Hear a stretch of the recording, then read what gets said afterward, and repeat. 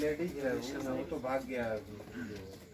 मोती मियाँ तो गया रिक्शा चलाने और उसका बेटा बिलाल है वो है लेडीज है उसकी वाइफ है।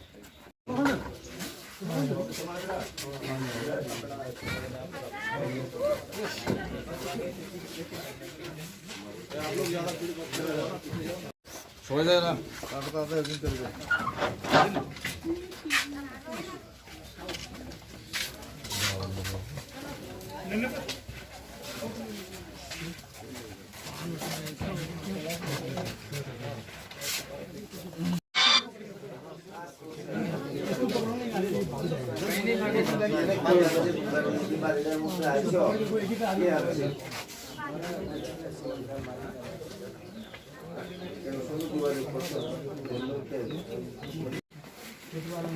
বাংলাদেশ এখানে কেমন আইছো?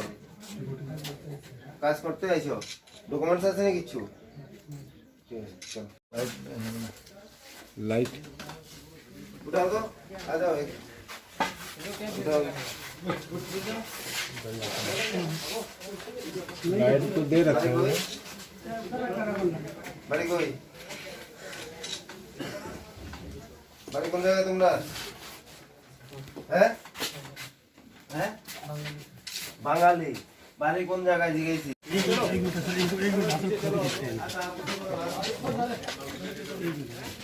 नाम क्या है इसका? तुम्हारा नाम क्या है?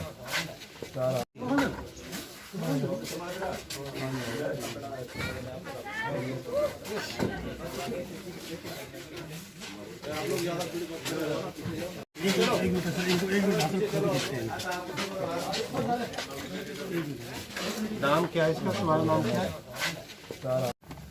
गाड़ी वाला ड्राइवर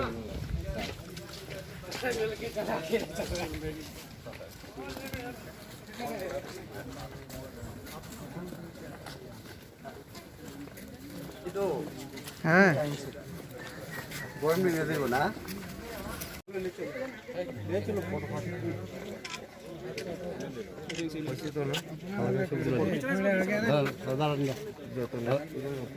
अमित मियाँ मियाँ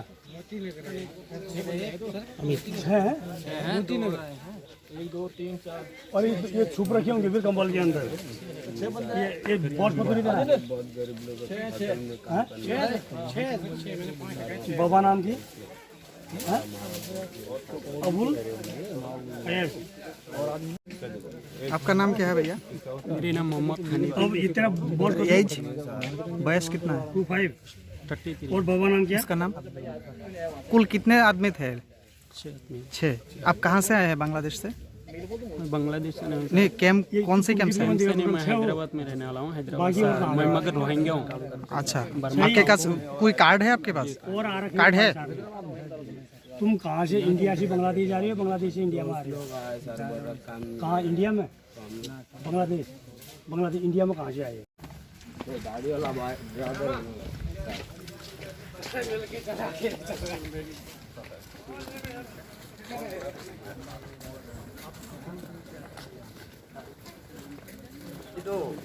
হ্যাঁ बोल में दे दो ना।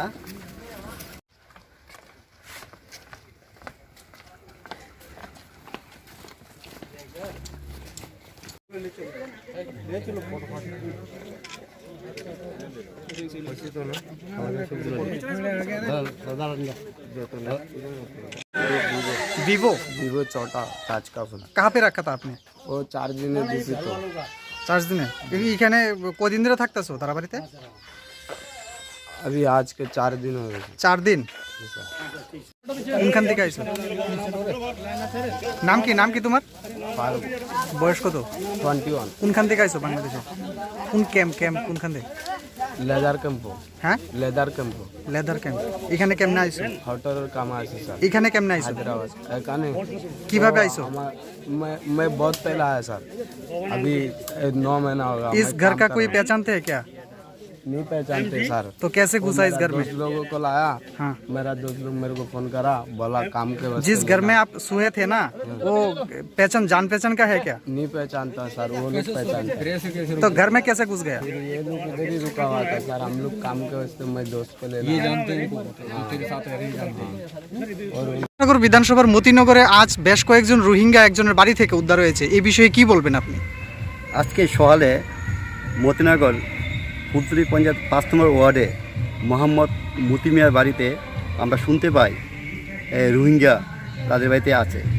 সাথে সাথে আমি রায়মুরা ক্যাম্পে কমনাগণের সাথে যোগাযোগ করি এবং আইবির সাথে যোগাযোগ করি, করার পরে তাদেরকে আমরা প্রথমে আমরা গিয়ে আটকাই, তারপর আমতলী থানাতে ফোন করে তাদেরকে আমরা আমতলী থানা হাতে দিয়ে দিয়েছি 5 জন রোহিঙ্গা। এই নির্বাচনের প্রাক মুহূর্তে রোহিঙ্গার অনুপ্রবেশ কিভাবে দেখছেন বিষয়টিকে?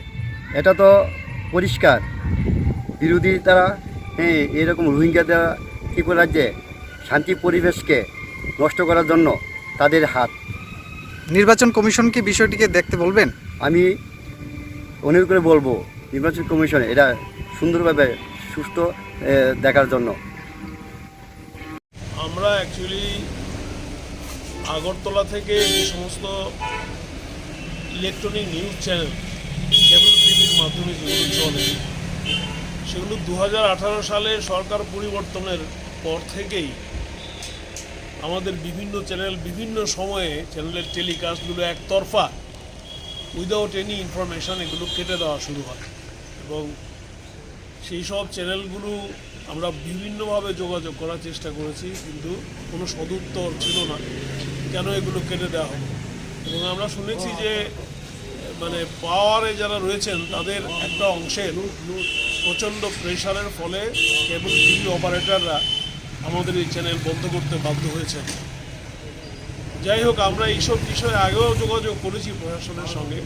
আজকে আমরা আমাদের পশ্চিম জেলার যিনি জেলা শাসক রয়েছেন তার কাছে আমরা এইসব বিষয় নিয়ে একটা মেমোরেন্ডাম সাবমিট করব। তিনি আমাদের সময় দিয়েছেন, আমরা এক্ষুনি যাচ্ছি তার সঙ্গে দেখা করতে।